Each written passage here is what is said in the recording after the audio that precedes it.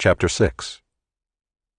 The Lord spoke to Moses, saying, If anyone sins and commits a breach of faith against the Lord by deceiving his neighbor in a matter of deposit or security, or through robbery, or if he has oppressed his neighbor, or has found something lost and lied about it, swearing falsely, in any of all the things that people do and sin thereby, if he has sinned and has realized his guilt and will restore what he took by robbery, or what he got by oppression, or the deposit that was committed to him, or the lost thing that he found, or anything about which he has sworn falsely, he shall restore it in full, and shall add a fifth to it, and give it to him to whom it belongs on the day he realizes his guilt. And he shall bring to the priest as his compensation to the Lord a ram without blemish out of the flock, or its equivalent, for a guilt offering. And the priest shall make atonement for him before the Lord, and he shall be forgiven for any of the things that one may do and thereby become guilty. The Lord spoke to Moses, saying, Command Aaron and his sons, saying, This is the law of the burnt offering. The burnt offering shall be on the hearth on the altar all night until the morning, and the fire of the altar shall be kept burning on it. And the priest shall put on his linen garment and put his linen undergarment on his body, and he shall take up the ashes to which the fire has reduced the burnt offering on the altar, and put them beside the altar. Then he shall take off his garments and put on other garments, and carry the ashes outside the camp to a clean place. The fire on the altar shall be kept burning on it, it shall not go out. The priest shall burn wood on it every morning, and he shall arrange the burnt offering on it, and shall burn on it the fat of the peace offerings. Fire shall be kept burning on the altar continually, it shall not go out. And this is the law of the grain offering. The sons of Aaron shall offer it before the Lord in front of the altar. And one shall take from it a handful of the fine flour of the grain offering, and its oil, and all the frankincense that is on the grain offering, and burn this as its memorial portion on the altar, a pleasing aroma to the Lord. And the rest of it Aaron and his sons shall eat. It shall be eaten unleavened in a holy place. In the court of the tent of meeting they shall eat it.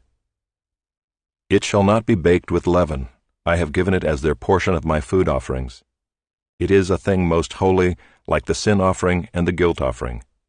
Every male among the children of Aaron may eat of it, as decreed forever throughout your generations, from the Lord's food offerings. Whatever touches them shall become holy. The Lord spoke to Moses, saying, This is the offering that Aaron and his sons shall offer to the Lord on the day when he is anointed. 1/10 of an ephah of fine flour as a regular grain offering, half of it in the morning and half in the evening. It shall be made with oil on a griddle. You shall bring it well mixed in baked pieces like a grain offering, and offer it for a pleasing aroma to the Lord. The priest from among Aaron's sons, who is anointed to succeed him, shall offer it to the Lord as decreed forever. The whole of it shall be burned. Every grain offering of a priest shall be wholly burned, it shall not be eaten. The Lord spoke to Moses, saying, Speak to Aaron and his sons, saying, This is the law of the sin offering. In the place where the burnt offering is killed shall the sin offering be killed before the Lord. It is most holy. The priest who offers it for sin shall eat it. In a holy place it shall be eaten, in the court of the tent of meeting. Whatever touches its flesh shall be holy, and when any of its blood is splashed on a garment, you shall wash that on which it was splashed in a holy place. And the earthenware vessel in which it is boiled shall be broken. But if it is boiled in a bronze vessel, that shall be scoured and rinsed in water. Every male among the priests may eat of it, it is most holy. But no sin offering shall be eaten from which any blood is brought into the tent of meeting to make atonement in the holy place. It shall be burned up with fire. Chapter 7.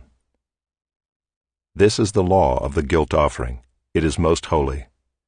In the place where they kill the burnt offering they shall kill the guilt offering, and its blood shall be thrown against the sides of the altar.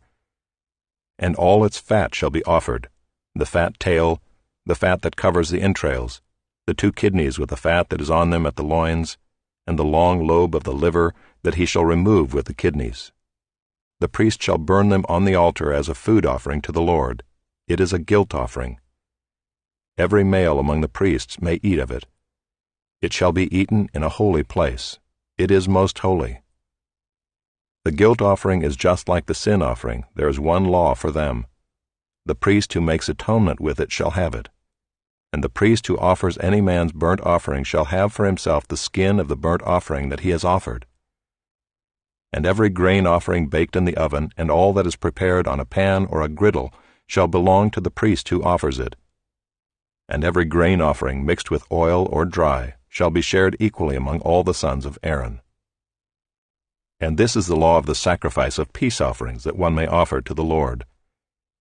If he offers it for a thanksgiving, then he shall offer with the thanksgiving sacrifice unleavened loaves mixed with oil, unleavened wafers smeared with oil, and loaves of fine flour well mixed with oil. With the sacrifice of his peace offerings for thanksgiving he shall bring his offering with loaves of leavened bread, and from it he shall offer one loaf from each offering as a gift to the Lord. It shall belong to the priest who throws the blood of the peace offerings. And the flesh of the sacrifice of his peace offerings for thanksgiving shall be eaten on the day of his offering. He shall not leave any of it until the morning. But if the sacrifice of his offering is a vow offering or a free will offering, it shall be eaten on the day that he offers his sacrifice, and on the next day what remains of it shall be eaten. But what remains of the flesh of the sacrifice on the third day shall be burned up with fire. If any of the flesh of the sacrifice of his peace offering is eaten on the third day, he who offers it shall not be accepted, neither shall it be credited to him. It is tainted, and he who eats of it shall bear his iniquity. Flesh that touches any unclean thing shall not be eaten. It shall be burned up with fire. All who are clean may eat flesh, but the person who eats of the flesh of the sacrifice of the Lord's peace offerings, while an uncleanness is on him, that person shall be cut off from his people. And if anyone touches an unclean thing, whether human uncleanness, or an unclean beast, or any unclean detestable creature, and then eats some flesh from the sacrifice of the Lord's peace offerings, that person shall be cut off from his people. The Lord spoke to Moses, saying, Speak to the people of Israel, saying, You shall eat no fat of ox or sheep or goat. The fat of an animal that dies of itself, and the fat of one that is torn by beasts, may be put to any other use, but on no account shall you eat it. For every person who eats of the fat of an animal of which a food offering may be made to the Lord shall be cut off from his people. Moreover, you shall eat no blood whatever, whether of fowl or of animal, in any of your dwelling places. Whoever eats any blood, that person shall be cut off from his people.